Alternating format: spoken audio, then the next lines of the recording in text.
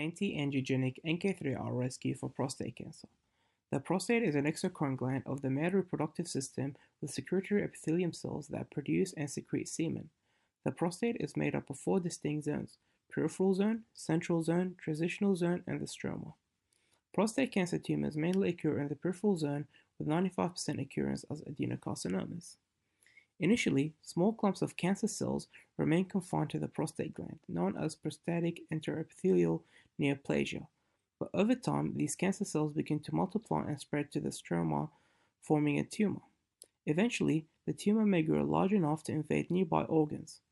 Overexpression of VEGF in endothelial cells leads to impaired blood vessel invasion, increased prostate cancer cell migration and proliferation, which leads to cancer metastasis. Prostate cancer most commonly metastasizes to the bones, lymph nodes, and may invade rectum, bladder, and lower ureters after local progression. Bone metastasis is fatal, and signs of metastasis are often not detected on regular imaging techniques until it has become quite advanced.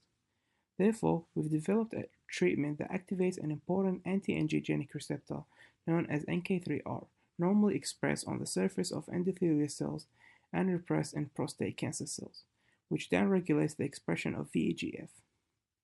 Inhibiting angiogenesis reduces the vascular density and bed areas of the cancer microvessels, preventing delivery of oxygen and nutrients to the tumors, which reduces tumor size and prevent metastasis. The expression of VEGF and VEGFR2 on prostate tumor cancer cells creates an autocrine loop that stimulates prostate cancer cell growth and proliferation and activates integrins AVB3 and AVB5.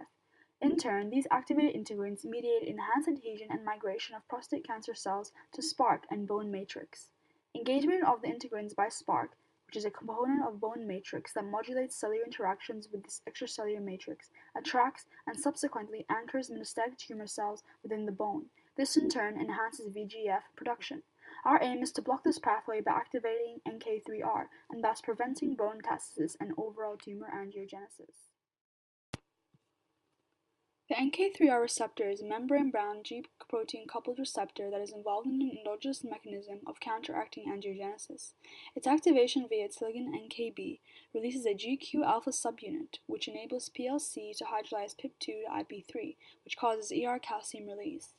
This calcium mobilization prevents the cell calcium phosphorylations necessary for fibroblast growth factor 2 to induce vascular endothelial growth factor, VEGF.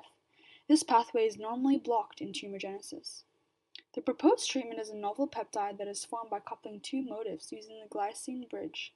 The high-affinity bridge motif of NKB is coupled with the targeting peptide motif NGR, which binds specifically to aminopeptidase N, an enzyme expressed in high levels on angiogenic tumor cells. This will activate the NK3R pathway and block VEGF. The result is a peptide analog that can be delivered intravenously that has antiogenic effects but is largely specific to cancer cells. Our novel treatment has a number of advantages. Firstly, since angiogenesis is one of the prominent hallmarks of cancer, our treatment can be used for a number of types of cancers, not only prostate, to target the anti-angiogenic pathway. Secondly, our peptide motif specifically recognizes and targets only the aminopeptidase expressing cancer cells, meaning that the body's normal proliferating endothelial cells will not be harmed, such as in chemotherapy.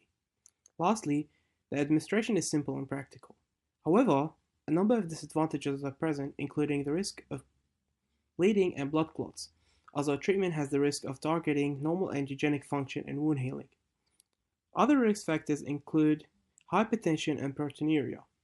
We believe our treatment shows promise in preventing prostate cancer tumor angiogenesis, and further research with clinical trials would identify regularity of administration of the peptide.